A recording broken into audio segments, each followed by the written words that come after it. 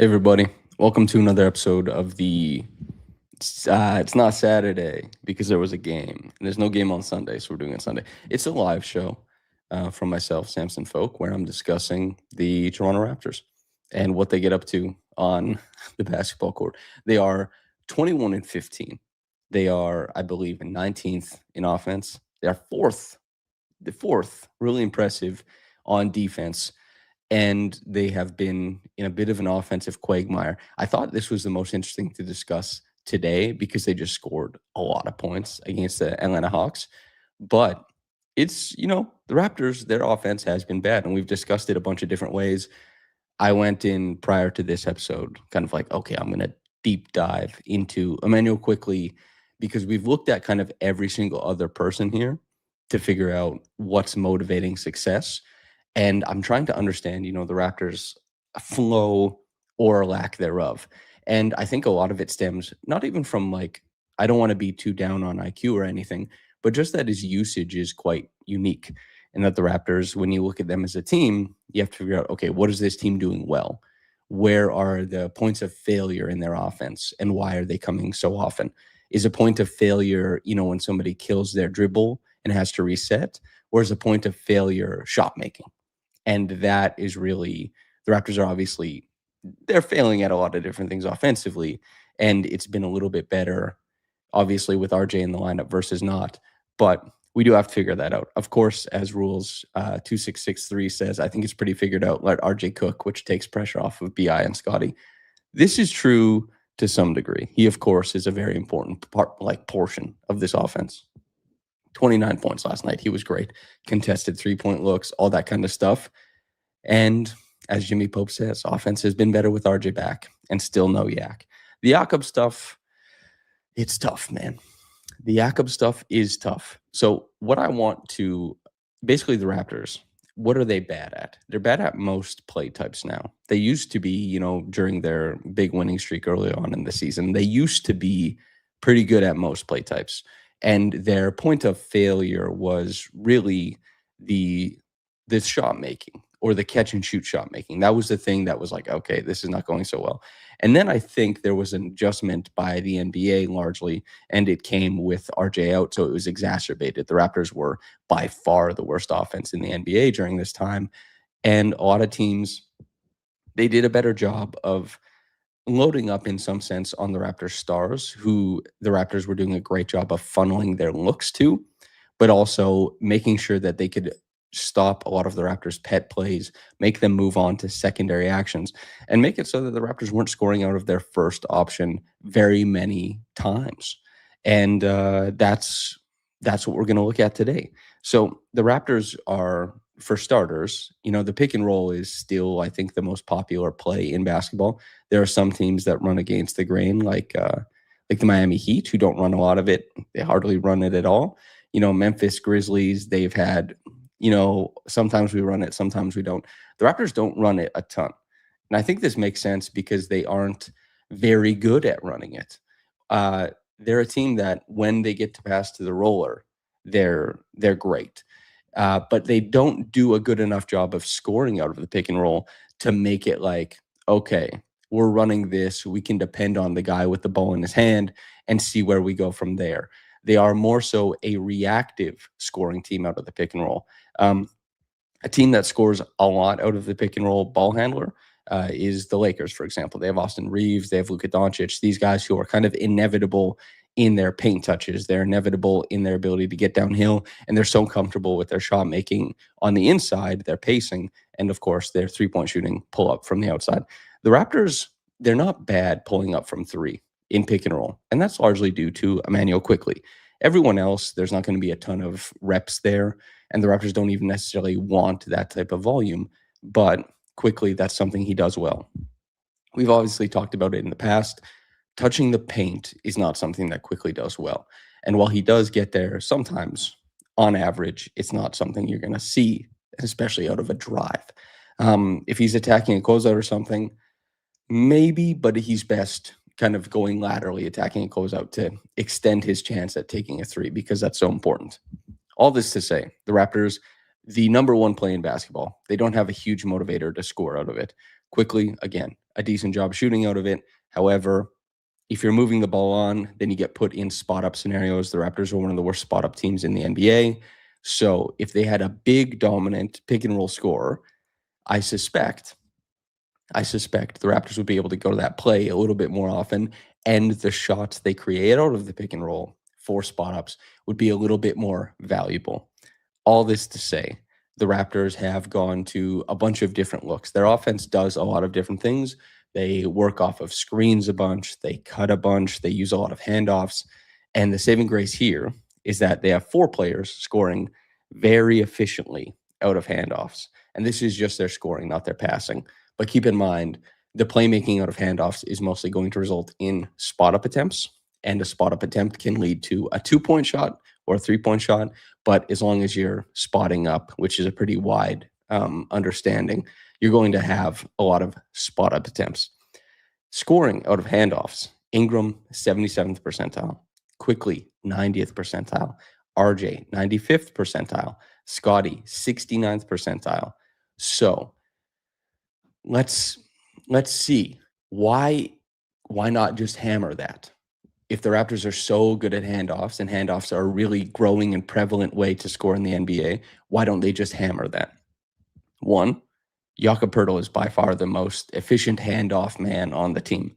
When he's setting that screen, he's clearing space. He's doing a really good job. He can roll as well off of a handoff. And Bob's your uncle, Becky's your aunt. He's not been playing a bunch. And also when he has been playing, we're seeing he's kind of a ghost of himself. He can't move as well. He's not as dynamic. This means that he's not effective screening. This means he's not as effective rolling. This means he's not as effective doing anything, and especially on defense, right? So where do the Raptors go from there? Well, they just start working handoffs out of CMB, out of Sandro, out of Scotty, and they even run some like wing guard handoffs, and they do score decently well out of that. Donkey16 says, sounds like we should trade for Sabonis XD. Yeah, I'm not interested in that. I'm not interested in that. All this to say, when they actually get the shot, Ingram, Quickley, RJ, Scotty, these guys are all scoring exceptionally well. Handoffs are a great play for the Toronto Raptors. What these stats don't convey properly, though, and it's tough, and I'm sure Second Spectrum has this to some degree. Maybe I should ask around on that. But they get stuck in that side-to-side action. They can't turn anything downhill, and it becomes pitch, play, handoff. And that's what the money does, or the money. That's what the numbers don't convey, is that it only tracks when the Raptors are actually taking a shot. When Ingram turns it downhill and hits like a midi or gets all the way to the rim or gets fouled or turns the ball over, something like that. That's what it's measuring. But teams have done a really good job of loading up on the Raptors stars and asking the ball to go elsewhere. This takes us to the spot up quagmire. And you might think that this is what gets the Raptors' depth in trouble. It does, but not necessarily just them. The highest spot up volume is Emanuel Quickley at 4.1 possessions a game. Ingram at 4 possessions a game. Scotty at 3.8 possessions per game. This is where the bulk of the Raptors' spot up attempts are going. It's not going to Grady Dick. It's not going to Jacoby Walter. It's not going to Sandro, although Sandro is higher volume than both those two, obviously, because he's been great offensively. These guys, Quickley is 29th percentile scoring out of spot ups. He's shooting, I believe, he's 29% or 30% on spot up threes. Ingram, 27th percentile out of spot ups. Scotty, 19th percentile out of spot ups. So it's not just that the Raptors stars are tilting the floor and managing to move the ball on to role players who are missing. There's usually a couple guys starting lineups and transitional lineups. There's usually the ball is funneling to good players or the highest paid players most of the time. Look at where the shot chart is. Look at who takes the most shots on the team. These guys, Quickley, Ingram, Scotty, these guys are the ones who aren't functioning well as scorers out of spot ups. This is where the lion's share of the Raptors struggles, their points per possession, their percentile, their lack of punch out of spot ups is coming from these guys. And could you say that maybe that's because teams are helping off of lesser players? You could say that. Is that maybe one of the reasons for like, why does Grady win minutes despite everything says he's playing horribly? Somehow he's winning minutes. And I think also the calculus on his gravity is changing a little bit league wide too. Maybe that's what it is. I'm not saying this to gas up Grady. Grady has not been good, regardless of anything. But is that maybe something that points towards it? Is that why somebody like Jamison Battle wins a bunch of minutes? Because he hits the threes and he spaces out. You know what I mean? Is Jamal Shed, there's a lot of reasons in the underneath everything for why he wins minutes, even though he has like 48, 49% true shooting, which is crazy. This is something to look at. But I do look at Ingram, Scotty, and Quickley, and I see these guys as lacking sometimes a lot of resolve or conviction when they attack closeouts. Not to mention these guys all have Ingram, the least of which, but all these guys have holes in their games that don't make them impervious to what the defense is trying to do. But those Quickley, Ingram, Scotty, those numbers out of spot ups is just, it's not good enough. And so when we look at like, yeah, they score really well out of handoffs. What happens if the team gets them to move the ball out of a handoff? Then suddenly it goes from being like, wow, we're scoring so many points. It gets into a spot up opportunity. And suddenly we're scoring less than a point per possession on spot ups. You know, this is a play type that the Raptors and most teams should be north of a point per possession, I think. So that's what we're looking at. Also, the Raptors are very strong scoring as rollers. There's two very obvious answers here. One, Jakob Poeltl, sensational roller. He clears space as a screener. His pacing is so important and so professional as a guy who matches the driver and always maintains that passing window, whether it's up high to high point the ball or a pocket pass, a bounce pass. He's just so good. And then additionally, Scotty is not as good at the softer skills of rolling as Jakob is, but he's very good at the punch. And he's also Scotty. I mean, Scotty is an accomplished short mid-range scorer. If the play gets cut off there, he can make a shot. He can catch, and his stride length is so long and he's so strong that when he catches on the move, the rim is accessible to him almost immediately. So these two guys are obviously doing a great job of scoring out of rolls. They make up the majority of the Raptors' volume there, and Colin Murray-Boyles hasn't been bad either. So we're scoring really well out of rolls. Let's go back to what we were talking about earlier. The Raptors do not have, like, they do score well out of rolls. However, they're like the bottom third of the league almost in how often they get the ball to the roll man.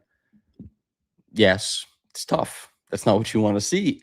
They can't control for that usage necessarily because they don't have enough volume from their pick and roll ball handlers to create those types of looks to the roller, to draw to the ball often enough, to start working with advantage often enough. All this kind of stuff.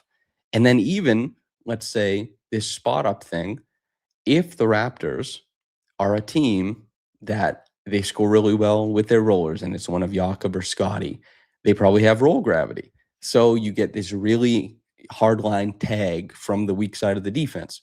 What is the read that is open now? Probably the corner three.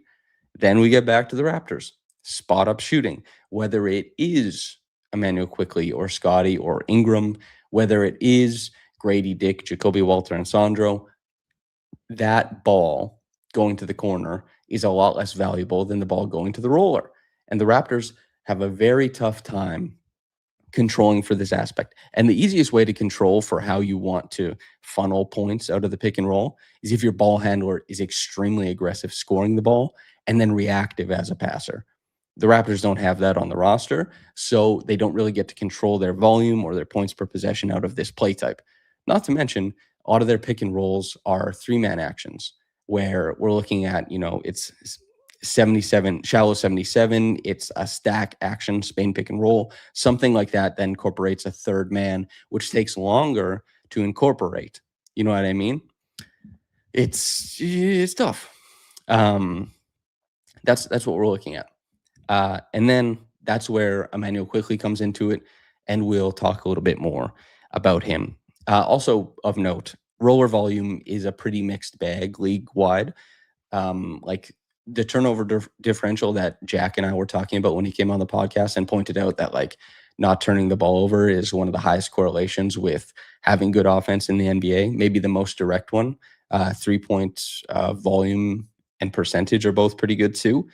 Of the top 10 highest volume teams using the roller, scoring with a roller in the NBA, there's 4 top 10 offenses. However, there's also really terrible offenses mixed in. So we're seeing in the Raptors, they're neither of those things. They're not top 10 in using the roller, although they are top 10 when it comes to scoring as rollers. A really great team when it comes to using the roller is Oklahoma City. A lot of this is guard rollers. A lot of this can be also Hartenstein. A lot of this can also be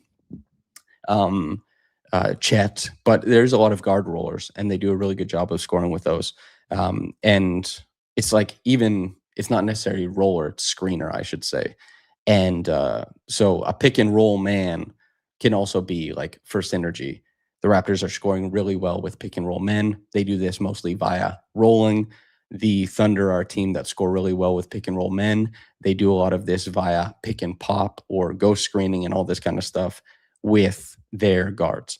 The Raptors, though, if they had stronger punch with their pick and roll ball handlers, I think we'd see a healthier mix. And I do think we'd see the spot up percentages go north a little bit, start to elevate.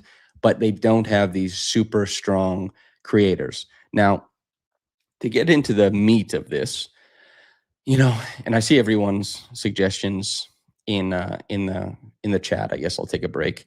SP007 says, "Are opponents more worried about the player with the ball when they double, or the lack of release valve?" I don't think the Raptors get doubled that often. I found this out when like people thought that Fred and Pascal didn't get doubled that often. And then it turned out that, they were top 10, both of them, in getting doubled as Raptors. And then everybody thought that Scotty got doubled every single time, but the numbers said that he wasn't getting doubled very often. And I think it's kind of like, in baseball, you think your closer always blows it, but in reality, he probably doesn't blow it very often. If you have a good closer, you're going to watch every time he blows it. So you have that lack of trust. Whereas you watch other games and statistically their closer usually holds it down. So you think like, well, they blew it, but I didn't see it. It's the same thing with like doubles.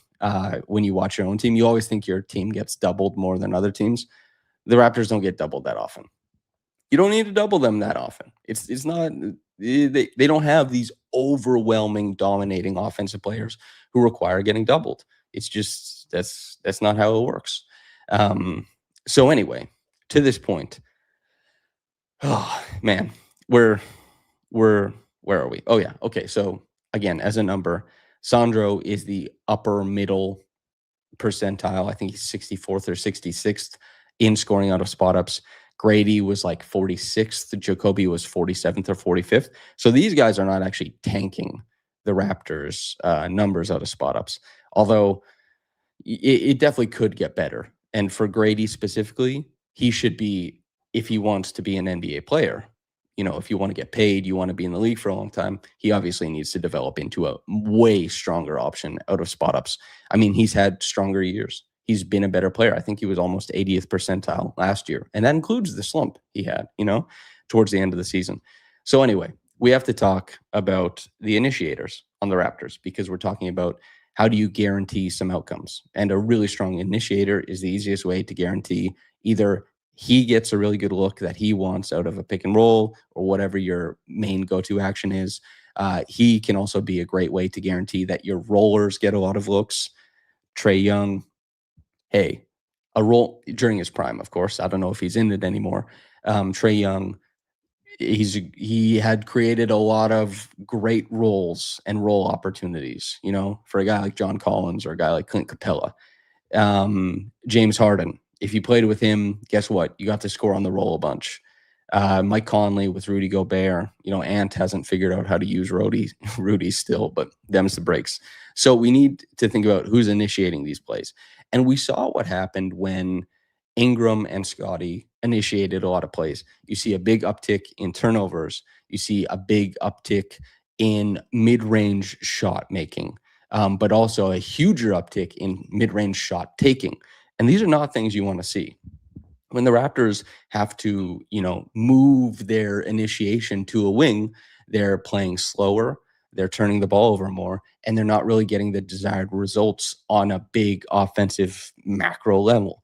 And that's not to say that I don't think that Ingram and Scotty are valuable offensive players. They, of course, are. Ingram, we'll get into some of it with IQ, but Ingram just soaks up some of the most difficult shots on the floor and keeps the chains moving. Scotty has actually been, despite his limitations as an initiator, he's been quite efficient this year. He's been fine enough from three. He's been good in isolation. His post-ups have not been very fruitful, but he's been great as a roller. He's been good connecting one side of the offense to the other. His true shooting percentage is in a really good place. He's obviously been one of the best defenders in the world. So this leads, and RJ is, his points per possession in basically every play type he uses is in a good spot. If you run a pick and roll for RJ, the outcomes have been good. If you run him off a handoff, the outcomes have been good. That's the bulk of what he's doing. When he plays in transition, it's been good.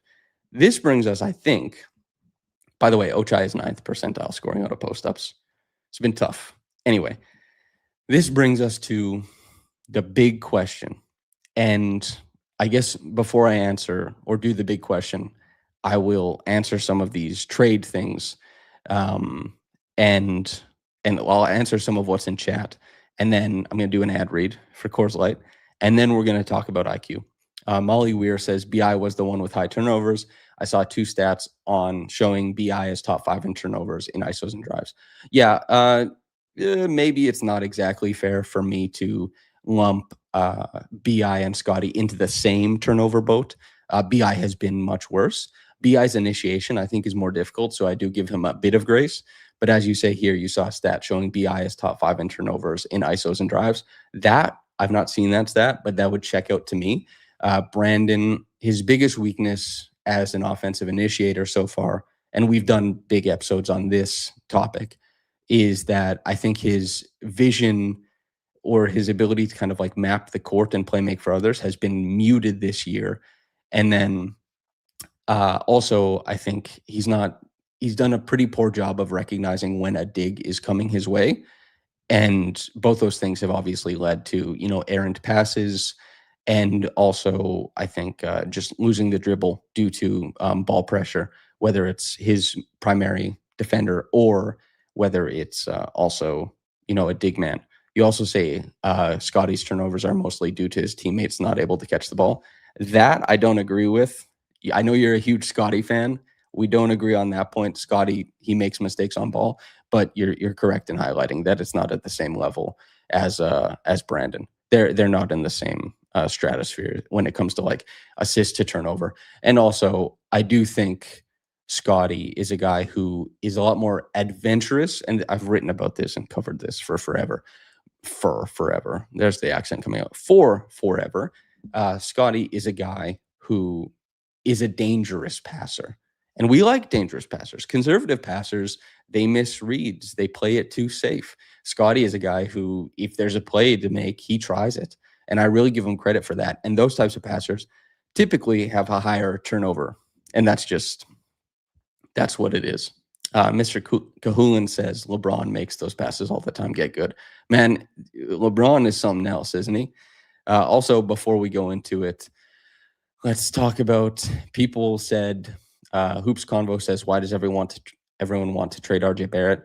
I think RJ, the reputation he had wasn't, and I've pushed back against this for a long time, but the reputation he had wasn't exactly aligning with who he was as a player. Even when he was in New York, I didn't think it was all the way accurate, which is why I was more excited about him coming to the Raptors than most. And then also, he's been fundamentally like a far different player as a Raptor. He spends less time on the ball. He uses less dribbles. He takes more valuable shots. He is better at initiating. He's better at playing off ball. He's just been a very valuable offensive player. And Darko constantly brings up the fact that, like, you don't have to run plays for him. He just does whatever. He does everything.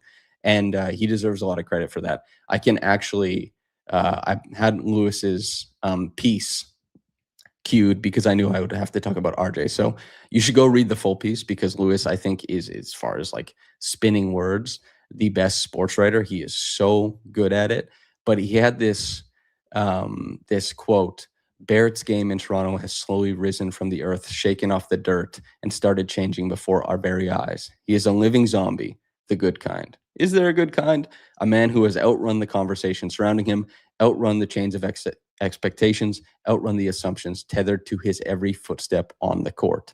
This simply has not been acknowledged outside of Toronto. Barrett has driven winning for the Raptors this season. The team is 7-9 with Barrett out of the lineup and 13-6 with him playing, or the Memphis Grizzlies with him injured and the New York Knicks with him playing by winning percentage. That speaks volumes. Quote from Darko: he just does a great job of being in the right spots on the court, making it easy for teammates. He's not seeking any attention, but he creates a lot of attention. He's just an all-around great offensive player, and he's helping everybody.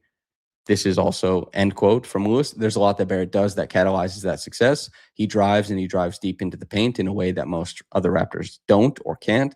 He turns the corner and duck churns his feet to the baseline, or will die, read, get fouled trying. He's a willing passer or a willing shooter or a willing driver, but he's going to do something when he catches the ball. Whatever choice he makes, he'll do it without turning over the ball. And if he shoots, he's been plenty efficient. He's a very good cutter and one of the most efficient scorers in the league when cutting. He can handle in transition, or if he doesn't lead the break, he'll just bury his guy under the rim, catch the ball, and muscle it through the rim. In fact, he's 7th in the entire league in transition points per game. This stuff is, he's done so much to change his approach. He's done so much as far as helping sequence the in-between of Ingram and Scotty's initiation and Quickley's. He just steps right in there. And I think he's more valuable on this Raptors team than he would be in a lot of other places, you know? And he's done such a great job of conforming to what the Raptors need. He does anything they ask of him. He's been selfless, and he doesn't tank the defense. All those things spell to me a strong, strong player. AI Sam says, is spot-up three-point shooting has been the difference? Statistically, no. The big difference for, RJ has been that he spends less time on ball. His cutting frequency has risen. His playmaking out of pick and rolls is a lot better now than it used to be. And those are the biggest motivators. His catch and shoot stuff has not been incredible. I don't think it's been, like, obviously when he first came over to the Raptors, that was a huge jump that he made. But this year, I don't think the catch and shoot stuff has been super, super impressive.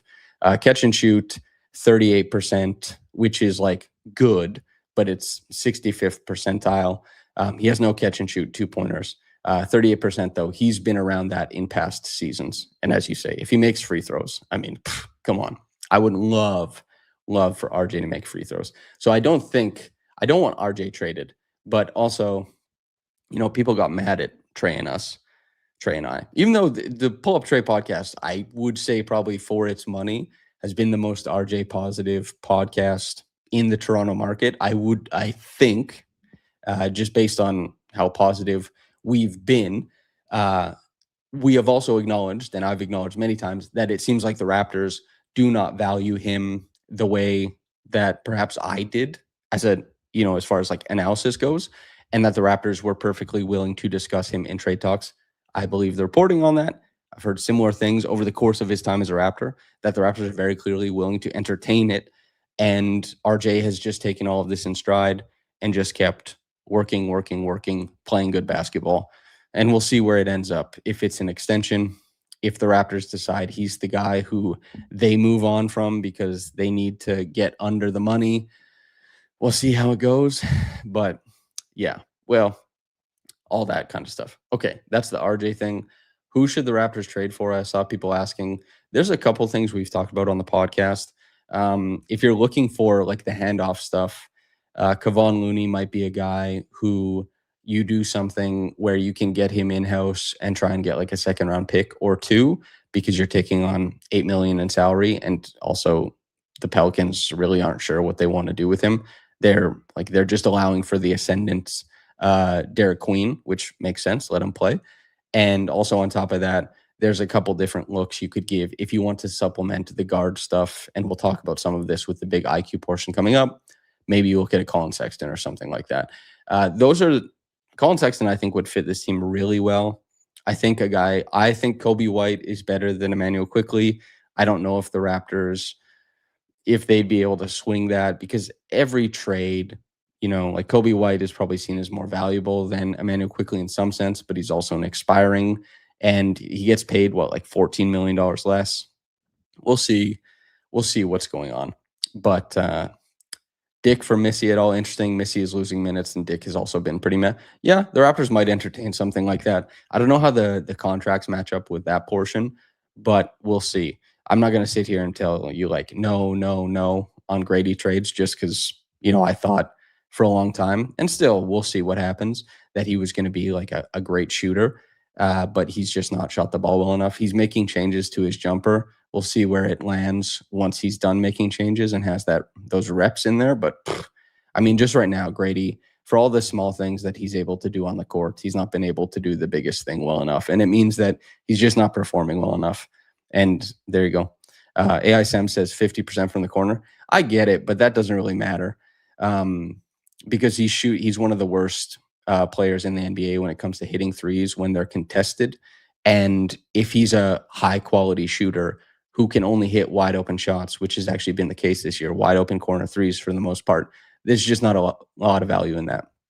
If you're going to be a limited defender like he's been, if the team is not going to try and grow some of the driving stuff, which, they have other guys they need to prioritize, you can't just have a guy who's just good from the corner. Grady needs to be like great from the corner, have that stick, and be really strong from above the break. And he needs to hit movement threes. And like that'll open up some of his driving game. That'll open up some of the latent playmaking. But none of that stuff is going to happen if he doesn't hit 3-point shots and from all over the court. The corner stuff, I'm glad he's hitting those, but he's still shooting like 31 or 32% on the season. And it just full out, it needs to be better, man. It needs to be much better. Talking about Grady, it stresses me out, man. It stresses me out. Basketball can be stressful, but your choice beer, it doesn't have to be. Coors Light delivers mountain cold refreshment, people. When the mountain turns blue, okay, the beer is cold and refreshing as the Rockies. Coors Light is cold lagered, cold filtered, and cold certified for a smoother finish. Big shout out. Thank you to Coors Light for presenting the Pull Up Trade podcast. I saw a bunch of people saying like, going to get Coors Light. And We Back says, I love Coors Light. I see the comment section. People are like, yeah, going to get a nice Coors. I'm glad to see it. Thank you to everybody for supporting. Make sure to celebrate responsibly. Also, you, of course, must be of legal drinking age. You can find Coors Light near you. Visit CoorsLightShop.ca. So, Emanuel Quickley. There is something I do on occasion when I really need to get to the bottom of something. It was something I did last year when I was looking at Benedict Mathurin for the work I do with Caitlin over at Basketball She Wrote, on the run to the Pacers finals. So Benedict Mathurin had 82 assists on the season by the time I had looked at it. And so I watched all them and I realized that he only made 4 live dribble assists. Picks up the dribble, kills the dribble. That means the defense gets to assess from that point. Means the defense gets ahead. They get a head start on rotation. And that's it. Like Benedict Mathurin is so bad at live dribble playmaking. And he's so good at live dribble scoring that those two things in marriage create a player who is just so tantalizing with potential that you say like, man, if one of those things comes around. And some players, they never really develop elite playmaking, but they see enough defenses. They become like, okay, I can make these reads, dependable stuff. I get to dangerous spots on the floor. So I get to make easy kickouts sometimes. Mathurin may end up there. But I remember looking at that and thinking like, wow, this is crazy. Something I did with Scotty Barnes, something I did with Pascal Siakam, and with Jason Tatum and Draymond Green, because I wanted reference points, because Jason Tatum is a wing initiator, Draymond Green is a forward passer. So I want to get a sense of it. Advantage assists. So this is something I track. Data Baller, for example, I think they track rim assists, some where basically you pass to a guy and he finishes at the rim. Valuable stuff, of course. Good stat. They also, I don't know about Data Baller, but other places track, like, they have their own metric for high value assists, which is like, an assist to, a really efficient place on the floor and all that kind of stuff, right? So when I would go look at, Pascal, and I track all of his assists, and he was at like 48 or 50% advantage assists. Like, when he's passing the ball, he's cutting up the defense. Like, he's drawing doubles, he's drawing so much attention, and it's via his own initiation. Scotty, I remember being, I think, like 40, 42% or something like that. These really adventurous passes, passes a lot of times that other players would not make. And guys like Draymond Green, I think Draymond was maybe closer to high 30s, low 40s. I think Jason Tatum was the same. And this is something I tracked for those guys. And I haven't tracked any contemporaries for Quickley. So the numbers I'm going to give here, they're just liable. They're just as liable to be like pointing you in the wrong direction. So this is all cannon fodder, all this to say. But it's something that I've found to be really important in the past. And so I went and watched all of Emanuel Quickley's assists, and I tracked whether they were advantage assists. He's coming in at less than 25%. So less than 1 in 4 is what I would categorize as an advantage assist. And so I have a video I can show you guys. It's, of course, it's always up to, which is why this can't be a widely used stat, and why it's just like me talking about it. And an interesting wrinkle of my analysis is that there could be bias in here, or just like what you value. What we're going to see on screen right now, and for audio listeners, Quickley is going to reject a screen, a double drag screen, get all the way downhill, draw a huge rotation, and kick to the corner for a 3-point. This is an advantage assist. This is drawing huge rotations. This is doing it. This is creating a great look for your teammates. That is clearly an advantage given, I think, without a doubt. Now, the reason why Quickley has such a small percentage of advantage assists, and why he was coming in at like half the rate of a Pascal Siakam, and I don't know, I'll have to go look at a couple other point guards, but also this takes a lot of time because I have to watch every individual assist and make sense of it. But you'll see on screen now, this is just Quickley standing above the break, passing to Brandon Ingram off screens. This is Ingram coming off of an Iverson cut. This is a rim assist. Okay, what we're seeing on screen, Ingram comes off an Iverson's cut, Quickley moves like 2 feet, stands on the logo, just makes a basic chest pass that, like a grade 6 kid could do. And so Data Baller would say, this is a really valuable assist. And this isn't me hating on Data Baller. It's just saying that, like, collecting assists this way, there's obviously, I like rim assists as a stat, I do, but just to make the point that, like, it's going to miss something like this, that there's no value in what Quickley did here. He didn't even draw Desmond Bane out, really, right? And then this play, he's just waiting for Ingram to come off a screen, and this wouldn't count as a rim assist, but it's an assist for Quickley. This one, he's just throwing him the ball off of screens and pin downs. None of these three are advantage assists. The first one is. And 9.55 says, wait, that's an assist? Yes, assists in the NBA are nuts. I don't know exactly how to make sense of all of it, but it's why I like looking at this stuff. And it's why when I was looking at, assists on the whole, assists have basically no correlation team-wide to good offense. Your team gets a lot of assists. Okay, it's just great. You know what I mean? It has no correlation with playing good offense. Jimmy Pope 7123 says, aren't you supposed to get the ball to guys coming off a screen? That makes no sense.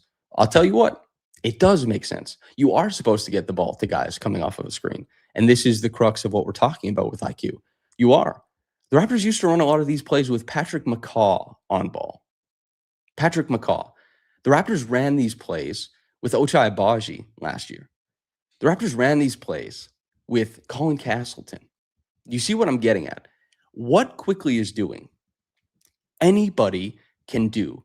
And also, yes, Ingram got a dunk out of one of them, but these looks are not high value. These looks are not advantageous. And like when you look at the fact that Ingram has 32 mid-range jumpers off of screens this year, 22 of those are assisted by Emanuel Quickley. Emanuel Quickley, so much of the assists he's getting is just passing the ball off. Why? And I'm not blaming Quickley here because Quickley is doing his job. This is not me blaming Quickley. I am blaming the conventions of assist equals good point guard. I'm blaming those conventions. I'm blaming the conventions of assist to turnover ratio, which Quickley's is very good and clean, which insinuates to many people or suggests to many people that he is a very strong playmaker.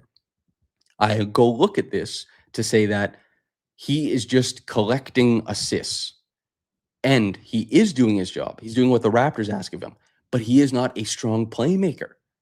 And when he is asked to create his own, you know what I mean? When he's asked to create his own as, let's say, a pick and roll initiator, the numbers are not good enough.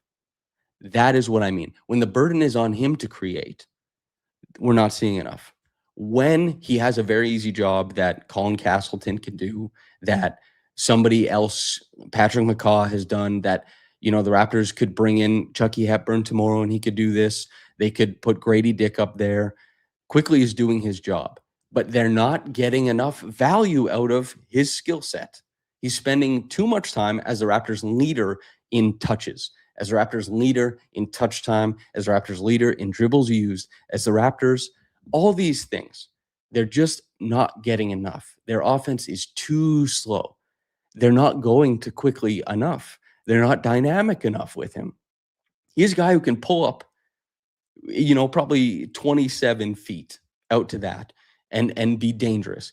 He's a guy who barely ever touches the paint as a driver. He's bottom 10th percentile in the NBA. He's a guy who's collecting a ton of assists and very few turnovers. What do we want from this guy? And what is the correct usage? The way he's being used now, he has too much of the ball. And when he's on ball, they're not asking enough of him, I think. And this Raptors, if the sum of their ambition on these plays, so many of their plays, is just be a guy at the top who passes to Brandon Ingram so he can make a contested 17-foot fadeaway. Like, yeah, they need to do that sometimes. But over 10% of Quickley's assists on the season are just that. And most of the plays that he's creating are not advantage assists.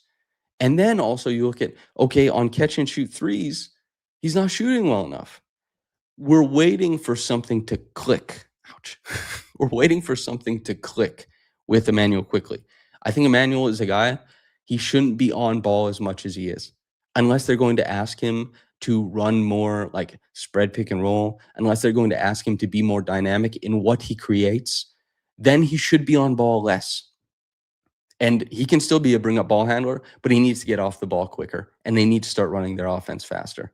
You know what I mean? He spends too much time on ball and doesn't do enough with it. And this is not me saying that this is his fault. Jimmy Pope, you bring up a good point. He watched the play and got the ball to the guy coming off the screen. It's true. He did his job, but his job is not hard enough for him right now, you know? And then also, like, keep in mind, like, IQ's job is incredibly easy right now. He doesn't take the most difficult defensive assignments. On top of that, he takes almost 30% of his shots in transition, i.e. easier shots. You take the bulk of your shots in transition, you're going to have an easier outcome. RJ does this. Ochai did this last year. He took so many shots out of transition, and that's how he was like a 60% true shooting guy. You take those away, suddenly it's half court. Okay, what's going on? Quickley takes 30% of his shots in transition. He's 92nd percentile in the league. So he's not taking that many shots in the half court relative to other things. So the Raptors are just spending so much time with the ball in IQ's hands, not asking enough of him as a guy to develop or get looks for others on ball. They're asking screeners around the court to get guys on looks. They're not asking for live dribble creation. That the Raptor, they need live dribble creation. And it would behoove them to ask for more of it from IQ just to see. And this is why RJ Barrett is so important. You know what I mean? Because IQ is reserved and conservative as a passer, whether that's his natural inclination or whether that's the Raptors. They're specifically asking him to be that. Anyone's perception, like Jimmy Pope brings up, you feel he's ripped on too much. Totally, dude. Like totally. He gets ripped on. It's just so if you think this is the Raptors utilizing him in a way that is conservative and that is, a bit effete, fine. And you think that he can do more? Sure. That's why the Raptors traded for him initially, is because they thought he could do more. And that hasn't manifested yet. And I hope that it does, because the Raptors would be far more dangerous. I'll say again, the thing that IQ does well is that he does hit threes. He spaces the floor. He doesn't turn the ball over. But he is not fulfilling the traditional role of a point guard very well.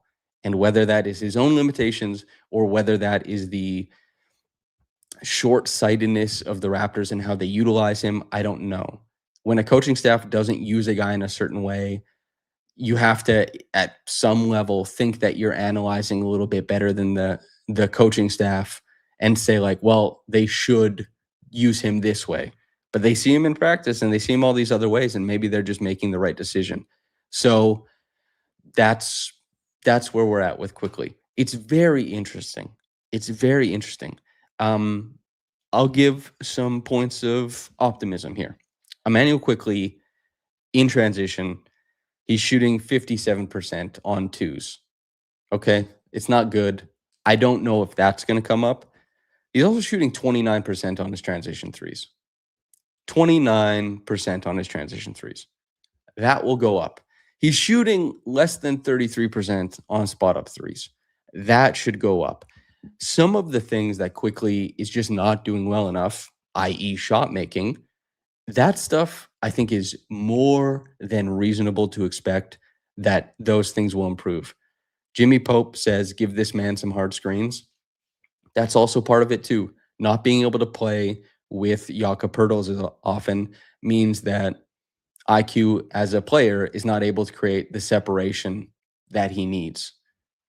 Mel brings up a good point. The previous point guard was Dennis Schroeder, correct? Yes. And when Dennis Schroeder was a point guard, I constantly was like, how does this guy have 7 assists? This is nonsense. He's not even playing point guard. He's not doing anything. He's just Davion Mitchell. Davion Mitchell was just getting so many assists, not touching the paint, not playing dangerous. I just wonder, man, if the Raptors are ever going to ask their lead guard to be dangerous and to create a bunch. It is so conservative from that position right now. It is so conservative from that position. And it isn't as if they have prime Paul George on the wing.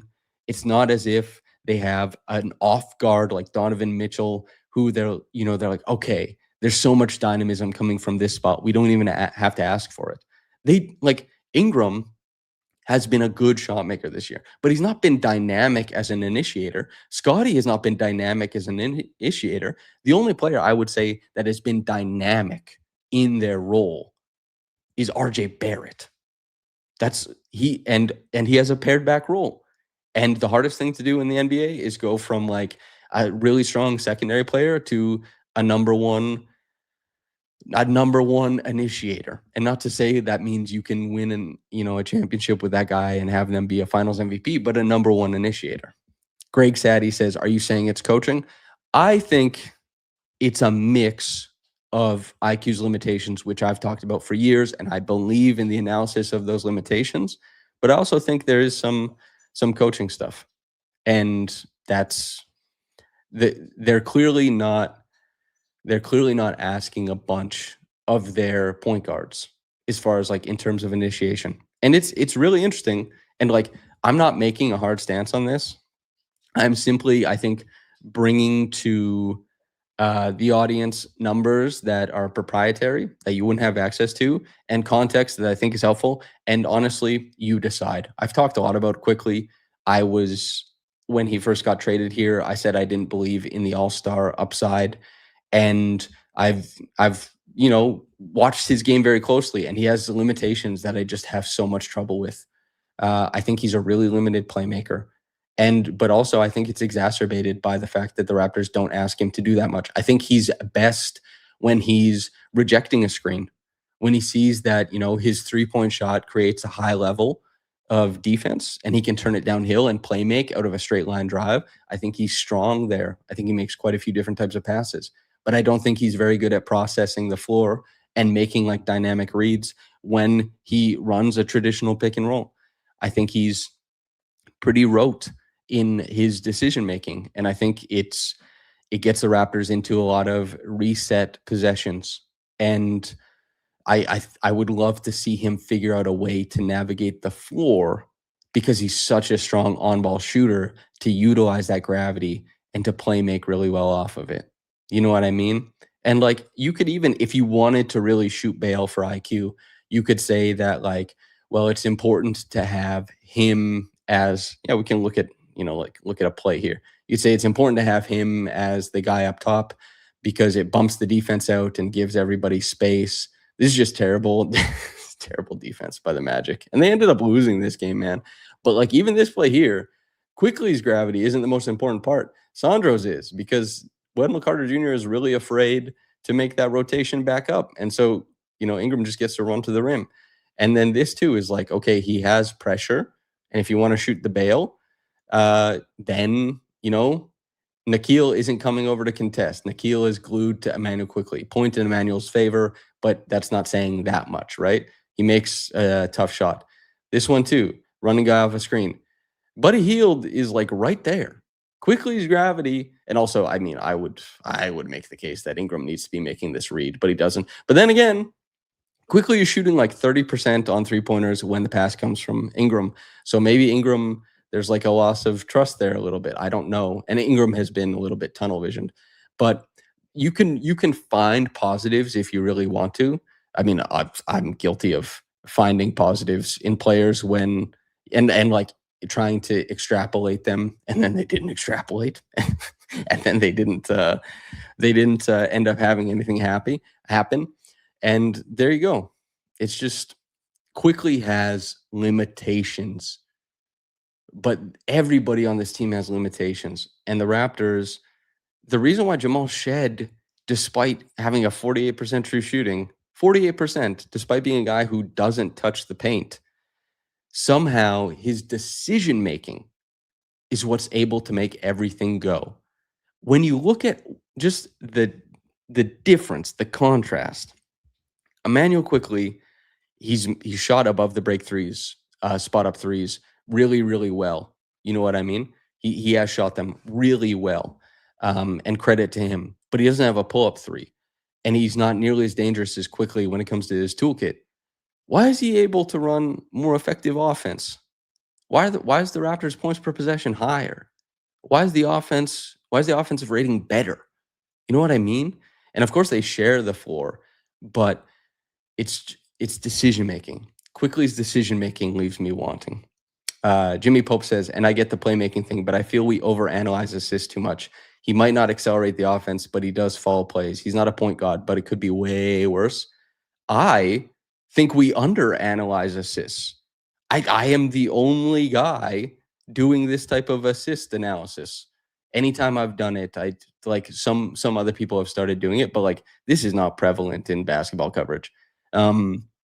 Assist numbers, like just raw assist numbers, people say like this guy's a good playmaker. You'll hear it nonstop. I don't think we analyze assists hard at all. I think this type of analysis, whether it's right or wrong, and like maybe it's totally senseless. I don't know, but I don't think this is common analysis. And if you don't like it from me, then like, hey, listen, I'm doing this work. I hope people enjoy it. You don't have to agree with me. You can call me dumbass. We talk about this all the time. But AI Sem says you are discrediting all the OG PG assists. Well, yeah, teams were worse at offense back then, and offense was way less imaginative.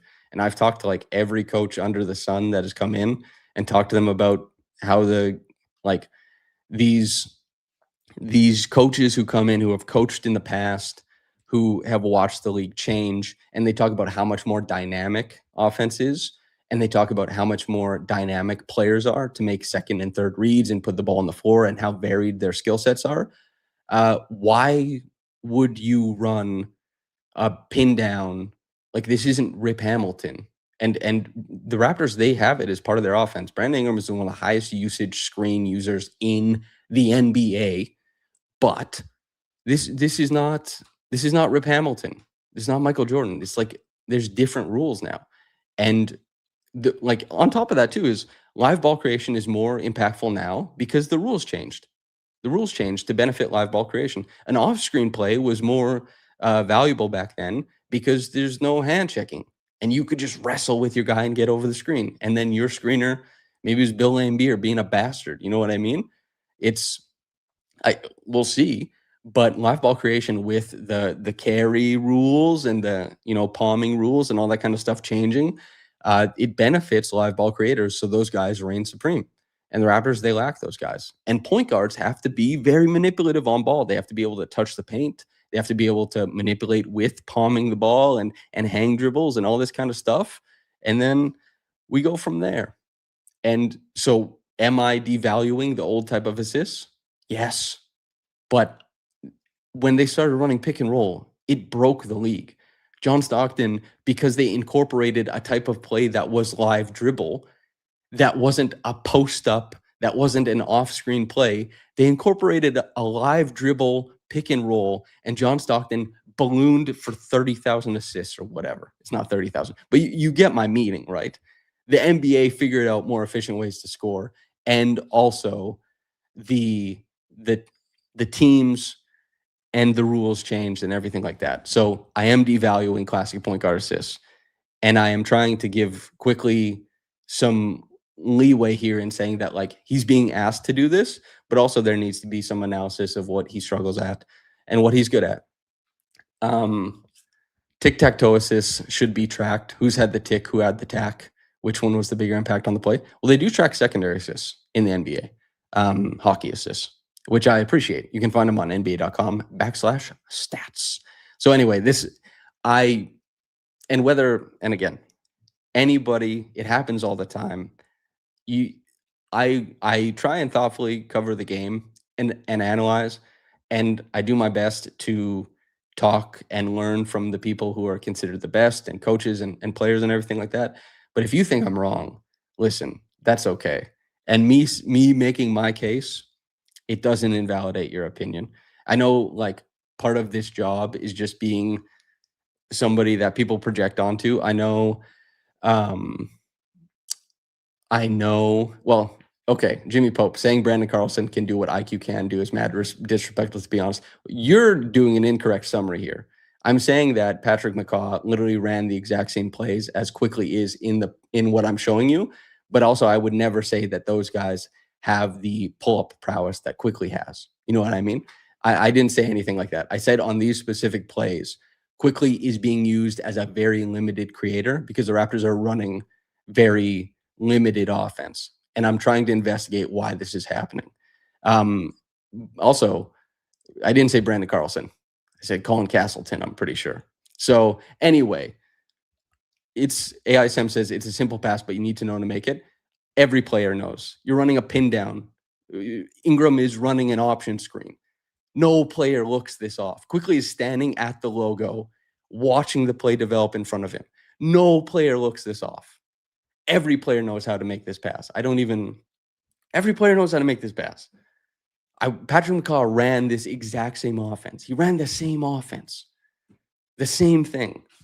These plays have existed, You say he could have drove? I don't know, man. He could have, but he never touches the paint when he drives anyways. So I don't know. Anyway, I think, but yeah, this is us disagreeing. But again, we're allowed to disagree. Like, look at me, right? I've been right about some players' limitations. I do my best to analyze, and I hope that there's always truth in it. But like, I was looking at Grady's shot as a prospect, and I said, I think this guy's going to shoot it. I watched and tracked every single jumper he had for the back end of his rookie year, and then I made a video essay where I said, like, I think he might be like one of the next great movement shooters in the NBA because I tracked all of his movement shots. I went and watched every single one over the back end of the season after he did his workout routine or whatever. And now he just doesn't hit movement threes anymore. It's and like when I do my prospect scouting and the fact that like there's 4 players that I said like I like this guy and the Raptors ended up drafting him, their calculus could be different, but like the Raptors could be wrong about these guys, I could be wrong about these guys. You could be somebody who just walks in and watches a guy and be like that guy is going to pop it off. That guy is going to pop it off and you could be right. And you might not put anything. Reading the game and trying to make sense of it is very complex. And there's so much stuff going on. There's so much stuff going on that there's a million different ways to view basketball. I'm somebody who views these types of passes like just making a chest pass to a pin down. I view that as like that's completely invaluable. That's not valuable at all. And then I look at, what Quickley does when he gets to, reject a screen, push dribble, and then make a live dribble pass to the corner. I say, like, that's great. I love that. They both get assists. They both have, a points per possession outcome. But I tell you what, man, I view those things differently. Vegan Grass says half the fun is being wrong about things. Otherwise, it'd be boring. I tell you what, it's not as funny now because I'm by myself up here. But you guys make it great, obviously. But Trey and I, if you are a very faithful listener to the podcast, you hear us laugh and laugh about what we've been wrong about. I mean, come on. Keontae George right now, every game is an affront to my existence, man. He's bullying me, dude. But we're making jokes, just us and the friends. I see everybody in chat is bringing up the Grady stuff. Grady, I have no idea. The jumper just has to come around, and he's making changes to his jumper. He's making mechanical changes to his jumper. So where that ends up, I don't know. But we were all making jokes when Nikhil, because Nikhil was great last night, and Nikhil, I think he's gone from 9 points per game to 20 this season. 9 to 20. We were saying like, yeah, Nikhil, Grady can just do that later. Nikhil bounced around. He found his spot, but he also led with defense. So I don't know. We're just being funny. But AI Sam says, yeah, every now and then you see Grady try to catch a rhythm and he misses like 2 shots in a row and just gets down. Yeah, I think he's having a really tough time with it's just, you're an unbelievable shooter. You're the best shooter. You play in high school, you're an unbelievable shooter. Your name is Grady Dick. You go to college, you're an unbelievable shooter. You hit movement threes, you hit above the break threes, you shoot 37% from 3 on NBA distance threes. You're like a fun playmaker. You do half the stuff that you want your point guard to do. You're doing all this cool stuff, and then you go to the NBA and it's like, whoa, what's going on? So he's going through it. All the other stuff he does, like he tried to throw that lob. He tried to throw that lob yesterday, and it wasn't on point. His lobs, I remember the first 2 seasons, he was a guy who, man, he could throw a pinpoint lob. His lob accuracy was great. Even the lob was off, and he's done it a couple times this year. It's just, I still believe in the talent. I still believe in the talent. I do, but I'm not going to spend time trying to convince people because I've spent time, too much time. Anyway, that feels like a long enough podcast. In summation, I think that Quickley has limitations. I also think that it might be worth it for the Raptors to ask a little bit more of him because I look around the roster and I say,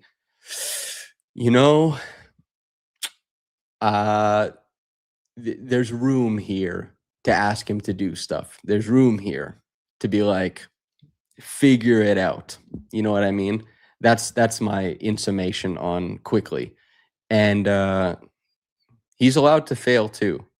But he has talent. He has talent to be a starting guard in the NBA, but he needs to read the floor better, and he needs to be in stronger. He needs to put himself in stronger positions. The last thing, Molly Weir says Samson, to be fair, Nikhil has a higher usage this season. Last season, with higher usage, Grady Dick was also putting up huge point per games. He needs to be better on lower usage and especially his decision making. Agreed. Grady has to be much better. He's not been good. I see a lot of people bringing up like, finding a rhythm and all that kind of stuff. I get it, but he just has to be better. I Am Nameless says these players are 10-year investments like any stock on the market you would consider owning. I don't think so. Like if you're a fan, then yes. You're like, "Oh, I like this guy. I believe in his talent." But you might have to be a fan of him on another team because players are like a 3 or 4 year investment and then you make a decision to reinvest.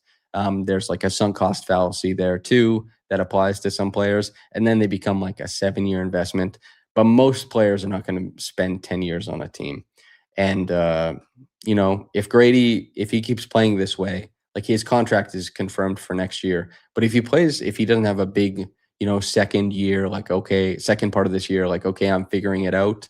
If you don't have, next year, if he's not like making steps, I still think he has enough size and talent that NBA teams will take a shot on him. But I, I don't I don't know if it'll be on the Raptors unless things come quickly. Jimmy Butler is so good, man. I love watching Jimmy Butler play. He's been great. For audio listeners, I Am Nameless said some continue to improve like Butler. Yeah. Last thing I'll say, Hoops Convo says, how real was the Lowry for Maxi trade deadline 2021? I don't know. Grange is my guy. Grange is my guy. I really like Michael Grange. I love Mike. I don't know how real the Maxi for Lowry stuff was, but just because that was a vastly better trade than what was coming back from Miami. But geez, I don't know. I like if the 76, and also that's the thing too, is like decision making and viewing basketball all these different ways. Masai Ujiri is a legend. He tried to trade Lowry every single year. He was like, yeah, let's get rid of this guy. We can upgrade. He clearly didn't understand all of the finer details of what Lowry was able to bring. He was missing on it. There were, and I don't know how real it is, but I was hearing things and I've heard things afterwards that like the Raptors were trying to trade not just for Marc Gasol, but for Mike Conley. So Lowry would have went out the championship season, man. So, and like there's Lowry and Teague, the stuff with Minnesota, that falling through. There's the New York one, obviously. There's the Raptors, the fact that they never paid Lowry that much, which was a good thing. But like clearly they've been very happy to overpay other players now. It's just like, yeah. I don't know, man. Donkey16 says Precious was selected ahead of Maxi in the same class. Was he not? And Goran was actually kind of good at that time. Hindsight 2020, obviously. Yeah, but Maxi was great early on. He really was fantastic early on and had clearly, like, it just had taken steps in his game that solidified it. Some players do it immediately. Like AJ Mitchell in Oklahoma City. Yeah, he started doing it immediately. You could even see it in like the smaller sample stuff. It's like, oh yeah, this guy does stuff on the floor. And Maxi was just like, he popped the hell off, man. He was great. And Goran was kind of good, but obviously that was nonsense, man. What happened? What happened with Goran? But yeah. Ball from Grace says, why did you stop writing, posting on X, or promoting these shows? Wasn't even sure if you were still covering. I'm still writing. I just like, I don't know. Post like, or I said X, Twitter. Twitter is like not that great, man. And Raptors Republic is really popular. The YouTube channel has thousands of subscribers. And like, I don't know, maybe if I tweeted out the link, like, maybe 20 more people would tune in immediately. But I think people will end up seeing it. So I know, but also Ball from Grace. I saw you comment that on the last episode, being like, I wasn't sure. Why don't you promote this? You're watching it. You know what I mean? like, and it's available for people to watch. There used to be a time where, and I wish it were the case, where like maybe you could just write something like for a newspaper, you'd write a column and it would go up, and that was your job. You weren't like a marketer and a promoter. You just did the work. And like before I was doing this, I was watching and tracking all of Quickley's assists. You know what I mean? Also, we were hanging out with this guy. He's doing his thing. You know what I mean? Lock in, baby.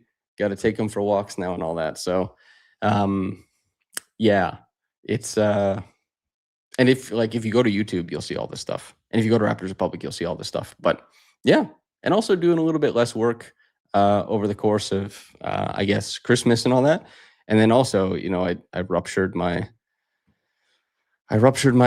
pulley and strained my flexor tendon. So my hand is not as agile as it once was. So believe it or not, so Devin, you ask, what's your dog's name? This is his second day. He's a rescue. And everyone's going to laugh because I advocated for Darius Garland to come to the Raptors, and his name is Garland. I didn't pick the name. People will poke fun. His name is Garland. So, yep.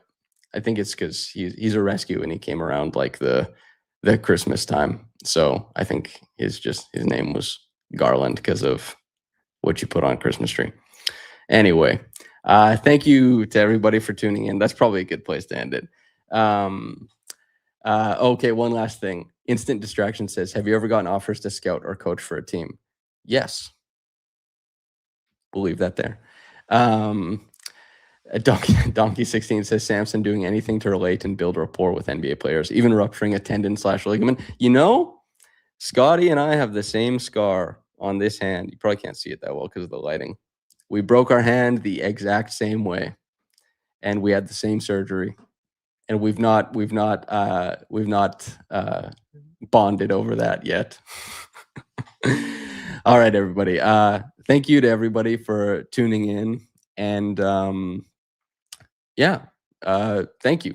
Make sure to like, comment, subscribe, all that kind of stuff. Thanks for tuning in with us. I appreciate you all. All right. Goodbye, everybody. Whether you got into this in the morning or at night, have a blessed day, and